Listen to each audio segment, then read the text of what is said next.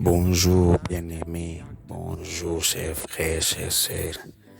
Bonjour vous tous qui croyez au message de la restauration. Bonjour à vous tous qui avez partagé le message du réveil et de la restauration de l'Afrique. Aujourd'hui, j'aimerais vous parler d'un sujet important, un sujet qu'on ignore souvent, mais qui fait qu'on n'a pas une vie épanouie, qu'on n'a pas une vie de miracle épanouie. C'est ce qu'on appelle la mauvaise gestion de la période post-miracle. Généralement, quand un miracle s'est fait, et après cette période, c'est une période de grande vulnérabilité.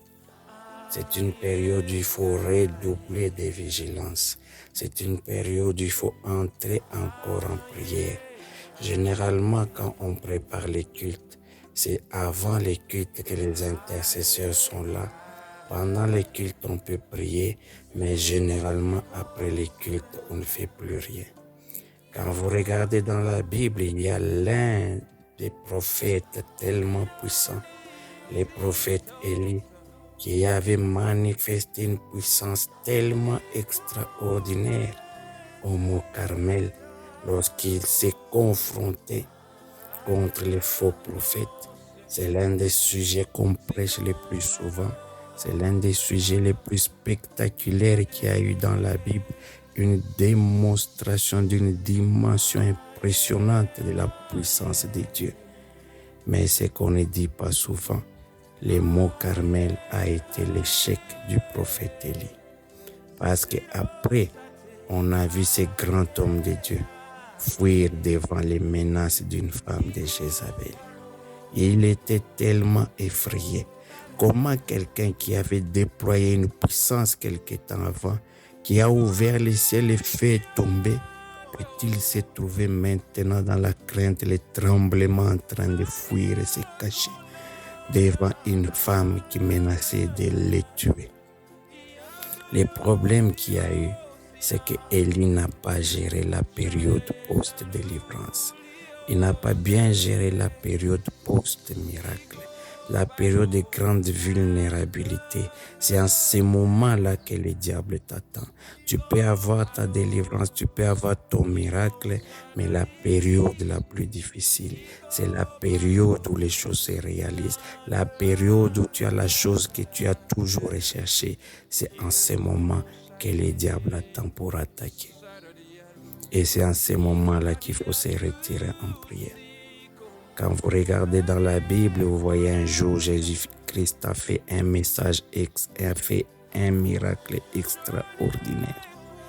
Il a multiplié du pain et du poisson. Les peuples étaient impressionnés. La Bible a dit que les peuples voulaient venir les prendre, les lever, les faire rois. Mais lui, il s'est caché. Il est allé monter à la montagne pour prier. Il connaissait les principes et les messages de ce qu'on appelle apostasie post-délivrance. Quand on a déployé une grande puissance après les miracles, il y a un moment de grande vulnérabilité où il faut se retirer immédiatement, aller prier. Généralement, quand nous faisons des cultes, les cultes se passent très bien, il y a la puissance de Dieu. Juste après, plus personne ne prie. Et c'est en ce moment-là qu'on voit ces miracles ne continuent plus. C'est en ce moment-là qu'on voit, malgré les miracles, ça crée encore des problèmes de division, des maladies même après. Parce qu'on n'a pas compris. Il faut restaurer l'intercession post-délivrance. Il faut restaurer l'intercession post les cultes que nous sommes en train de faire. Toute action spirituelle que nous faisons, que ça soit un concert religieux, juste après, il ne faut pas être dans la distraction. C'est juste après que le combat atteint une dimension plus grande qu'il faut se retirer et aller prier. Regardez Jésus-Christ lorsqu'il était dans les Jourdains baptisé par Jean-Baptiste. Quand il est sorti au moment où Dieu a rendu témoignage de lui, il a dit, celui-ci est mon fils bien-aimé, écoutez-le. Immédiatement, quand l'Esprit l'a amené dans le désert, le diable est venu le tenter. C'est une période que nous n'avons pas appris à bien gérer. Des fois, on peut rester là, célébrer, c'est bien. Mais la chose la plus importante, il faut se retirer. Entrer encore en prière. S'il faut faire des jeûnes et prières, on les fait non pas seulement avant, mais il faut les faire aussi et surtout après. C'est comme à l'hôpital lorsqu'on doit opérer quelqu'un. On fait des soins avant l'opération. On fait des soins pendant l'opération. Et ce qui est plus important, c'est les soins en post-opératoire. Et c'est ça qui a manqué aujourd'hui dans l'Église. Voilà pourquoi les grâces et les miracles se manifestent et après ça ne continue pas. Parce qu'on ne continue pas l'intercession après. L'intercession après la manifestation de Dieu. Des fois, on peut rester là-bas. Des fois, on peut être là. La gloire qui revenait à Dieu, on la prend nous-mêmes. On se glorifie soi-même. Alors que pendant ce temps, il fallait se retirer, se cacher, laisser que la gloire appartienne à Dieu seul. Et beaucoup d'hommes de Dieu sont tombés à cause de cela. Tu fais un travail impressionnant, un travail spirituel de grande qualité, mais juste après, tu ne pries plus. Juste après, il n'y a plus d'intercession. Bien aimé les messages que je vous apporte aujourd'hui. Chaque fois que tu verras Dieu faire quelque chose dans ta vie, c'est en ce moment-là que tu dois te retirer dans la profondeur de la prière pour remercier le Seigneur pour ce qu'il a fait et maintenir l'intercession pour gérer cette période difficile de ce que j'appelle apostasie post-délivrance. Les grands prophètes, on l'a vu se retrouver dans cette situation. Lui qui était grand, on l'a vu trembler devant une femme. On l'a vu fuir, aller se cacher. Et quand il s'est retrouvé devant Dieu, il a même commencé à demander la mort. C'est parce qu'il était dans la phase de vulnérabilité.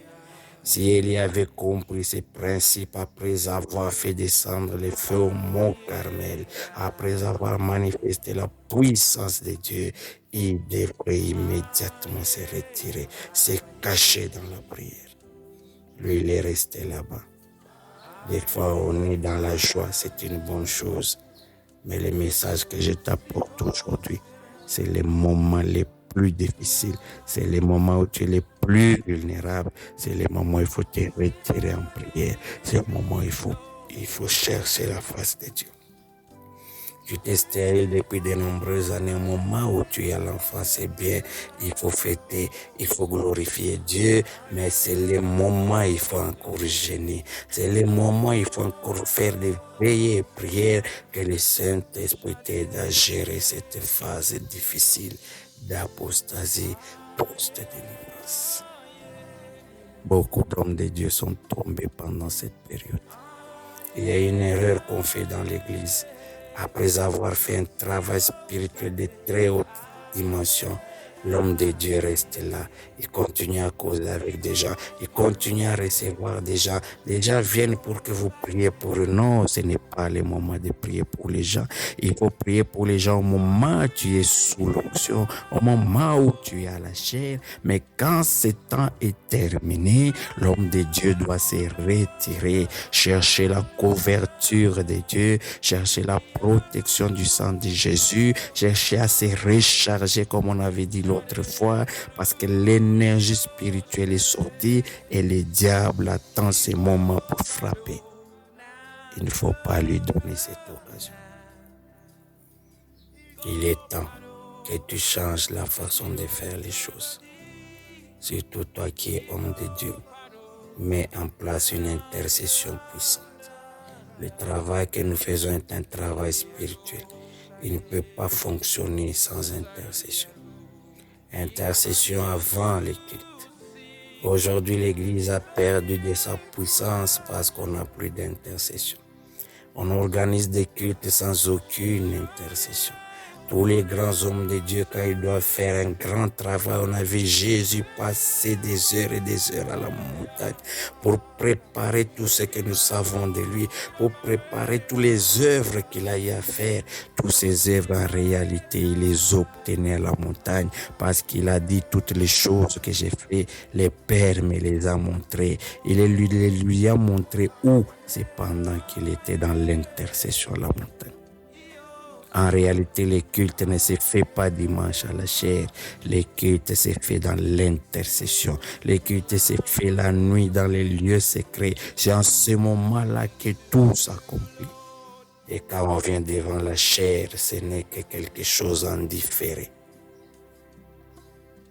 Aujourd'hui, l'Église, on ne prie pas. Et même pendant qu'on fait l'œuvre de Dieu, des intercesseurs doivent être dans les lieux secrets parce que c'est un combat spirituel pour continuer à résister, pour continuer à chercher l'énergie spirituelle, à chercher l'onction spirituelle et renverser les puissances des ténèbres. Et quand on a la victoire, il faut encore se retirer. C'est ça mon message d'aujourd'hui. C'est en ce moment précis-là où on a fait la délivrance. C'est en ce moment qu'il faut se ressaisir. Il faut se retirer encore dans 2 ou 3 jours de jeûne et prière pour chercher encore la puissance de Dieu, pour que la puissance de Dieu soit là, nous couvre, nous permette de faire face à cette attaque particulière qui vient après les miracles, après les délivrances.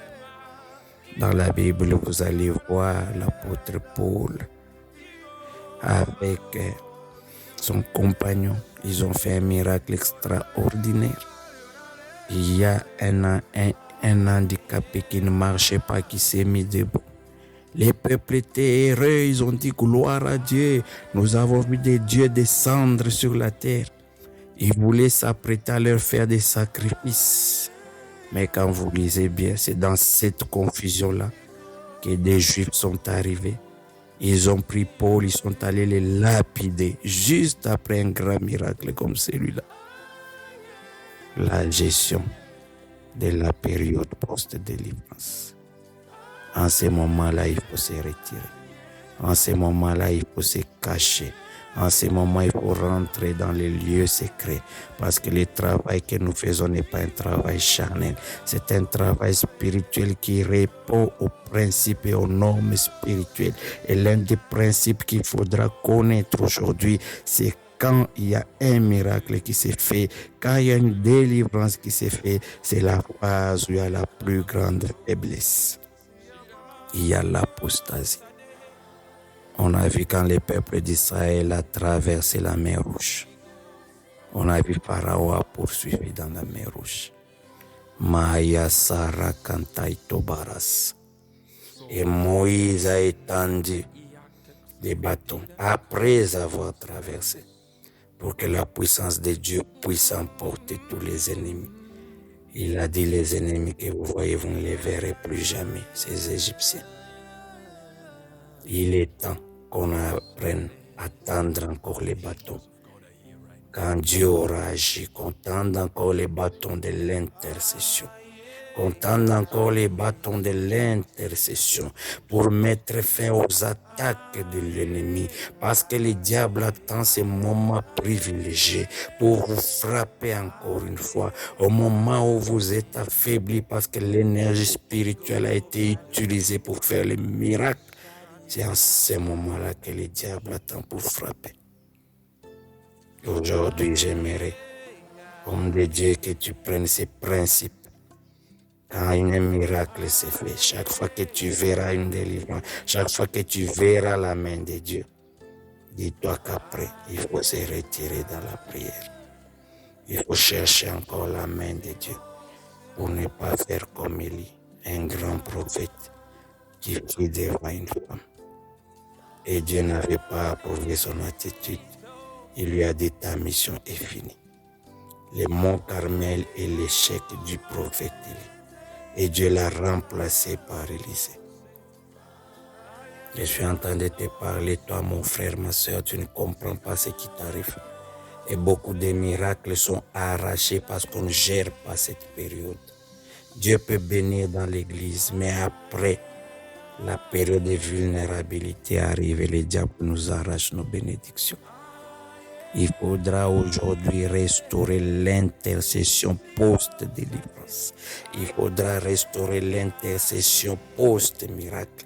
De la même manière qu'on fait l'intercession avant les services, qu'il y ait la même rigueur dans l'intercession après les services.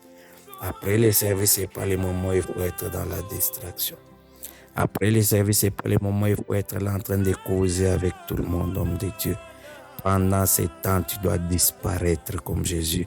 On les cherchait après les miracles, on ne les voyait pas parce qu'ils connaissaient les principes de l'apostasie post-délivrance, qu'il fallait préparer des moments de faiblesse qui viennent après une grande action et que le diable allait attaquer et il fallait revenir à la prière. Donc ce message est pour toi, mon frère, ma soeur, pour que tu puisses restaurer cette étape particulière. Tu fais déjà bien l'intercession. Tu prépares tes cultes, tu prépares les services, tu fais très bien avant, tu vas à la montagne, tu fais des veillées, tu fais des jeûnes. Mais mon message aujourd'hui commence à refaire les mêmes choses après les services. Parce que c'est les moments les plus vulnérables. Que Dieu vous bénisse. Amen.